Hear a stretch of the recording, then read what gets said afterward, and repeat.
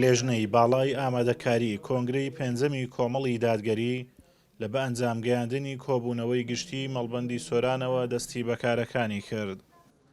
وەک ئامادەکاریەک بۆ کۆنگرەی پێنجەمی کۆمەڵی دادگەری کوردستان و پابەندبوون بە پەیڕەوی ناوخۆ، لێژنەی باڵای ئامادەکاری کۆنگرە دەستی بەکارەکانی کرد و لە ئیدارەی سۆران کۆبوونەوەی گشتی بۆ مەڵبەندی سۆران بەڕێوەبرد.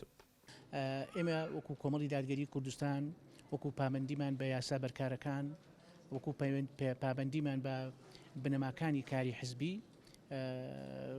سەرکردایەتی کۆمەڵی دادگەری کوردستان بڕیاریدا دەست بە ڕێکارەکانی ئەنجامدانی کۆنگرە بکە و یەکەم هەنگاویش لە بەستنی کۆبنەوە گشتیەکانی سنووری مەڵبەندەکان دەست پێ دەکات کە ئەمڕۆ یەکی پێنجی ساڵی 2025 یەکەم کۆبنەوەی گشتی لە سنووری مەڵبەندی سۆران وەکو لیژنەی باڵای ئامادەکاری کۆنگرە دەستمان پێکرد.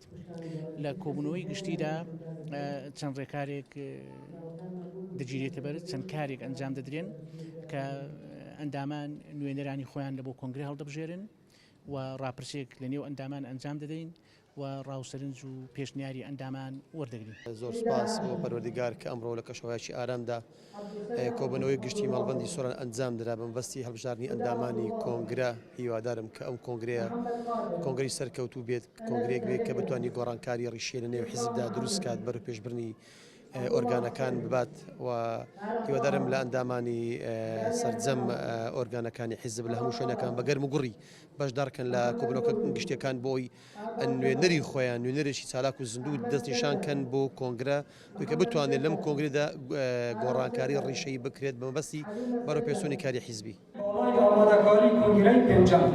هاوکات کۆبوونەوەی گشتی بۆ هەڵبژاردننی ئەندامانی کۆنگرە لە قەزای خەلیفان بەڕێوەچوو. ئەندامانی کۆنگرە لە سنوورەکە هەڵبژێردران. هەر لە کۆبوونەوە گشتیەکەدا ڕاپرسی لە سەرکاری حیزب و ڕاوسەرنجی ئەندامان بۆ داهاتووی کۆمەڵ خرانە ڕوو.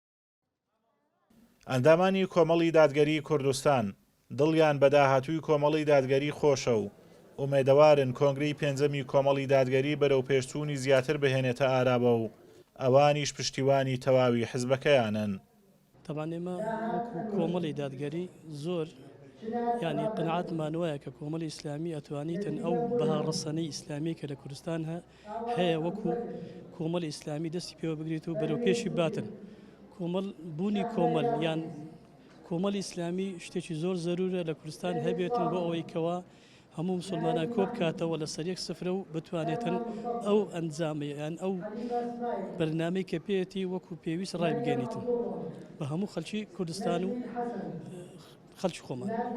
ئەوەی جێگا و ئومێدیش ببینی ئێمە لە کوردستاندا بەڕاستی کۆمەڵ بە جێگا و هیوا ئەبینن کە بتوانی بنەماکانی خێزانی و بنەماکانی ئیسلام بپارێزێتن و بتوانی تاکەکانی کۆمەڵگە بە پەرۆدێکی ئیسلامی پەرۆدە بکرێت. کۆبوونەوە گشتیەکان وەک هەنگاوی یەکەمە بەرەو کۆنگرەی حیزب و تیایدا ئەندامانی کۆنگرە هەڵدەبژێردرێن و دوای تەواوبوونی کۆبوونەوە گشتیەکانیش بڕیارە لە کات و ساتێکی دیاریکراودا کۆنگرەی پێنجەمی کۆمەڵی دادگەری کوردستان بەڕێوە بچێت. ئازادۆمەراوی کەناڵی ئاسمانی پەیام، سۆران.